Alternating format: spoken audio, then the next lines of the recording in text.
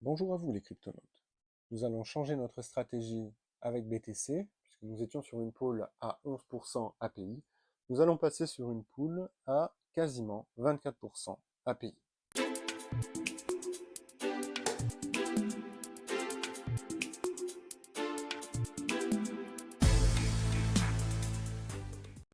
Pour ce faire, vous devez vous rendre sur Binance et convertir une partie de vos BTC en Ethereum. Donc sur Binance, vous allez bien sur Marché, vous vérifiez bien que vous êtes dans l'onglet Marché, vous cliquez sur BTC et vous avez votre paire d'échange ETH BTC. Vous allez donc cliquer sur acheter et vous allez bien vous mettre au marché puisque nous allons effectuer la pool de liquidité tout de suite. Donc il faut convertir une partie de vos BTC en Ethereum. Vous convertissez, moi personnellement j'ai converti entre 10 et 20%, voire 30% de mes BTC pour cette stratégie. Ne mettez pas l'intégralité de vos bitcoins dessus. Prenons un exemple tout simple. Si par exemple vous avez un BTC, vous voulez en mettre que 0,5 pour cette stratégie, vous allez convertir 0,5 BTC, vous cliquez sur acheter.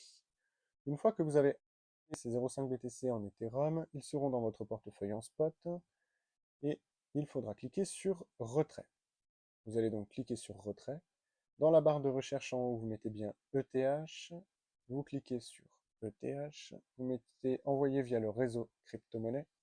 Arrivé ici, vous mettrez dans l'adresse votre adresse Arbitrum ETH, qui est normalement la même pour d'autres réseaux Arbitrum. Et dans le réseau, vous choisissez bien, c'est super important, le réseau Arbitrum One. Pour savoir comment est-ce que vous devez choisir votre adresse Ethereum, vous vous rendez sur votre toilette et vous choisissez bien la crypto ARETH qui représente juste un Ethereum sur la blockchain Arbitrum. Vous cliquez sur Deposit et vous allez copier l'adresse de réception que vous allez ensuite coller sur Binance. Sur Binance, vous allez la coller en haut à adresse et vous choisissez bien le réseau Arbitrum One, c'est très important. Vous allez normalement très vite recevoir vos Ethereum sur votre Trust Wallet. On va les convertir en WBTC.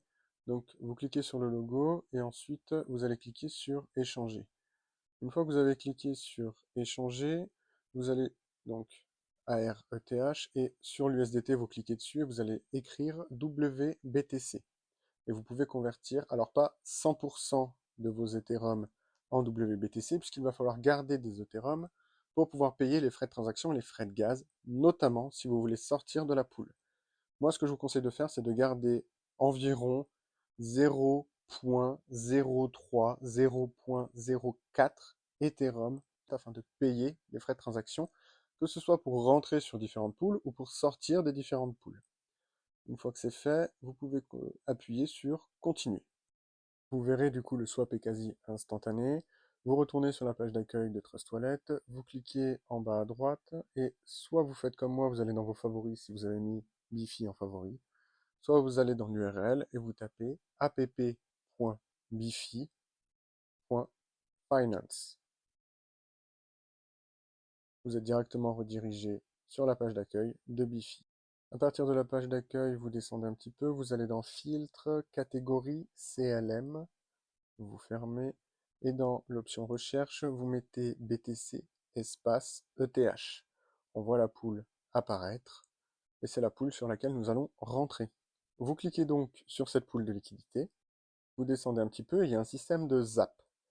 Donc pour cela, nous allons choisir nos WBTC, et là vous pouvez mettre l'intégralité de vos WBTC, puisqu'ils ne servent pas à payer les frais de transaction. Donc vous mettez 100% et vous allez rentrer avec 100% de vos BTC dans cette pool. Vous allez ensuite valider le smart contract. Pour cela, il se peut qu'on vous demande de switcher de chaîne. Vous cliquez sur Switch to Arbitrum.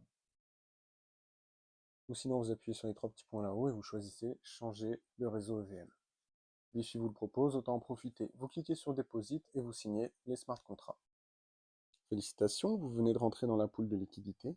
Donc via cette pool de liquidité, vous farmez pour 24% de BTC. Durant le montage de la vidéo, je me suis aperçu que nous étions passés de 24 à 22% API. Je vais quand même rester sur cette pool de liquidité et si je dois sortir de cette pool, je vous tiendrai informé, comme d'habitude.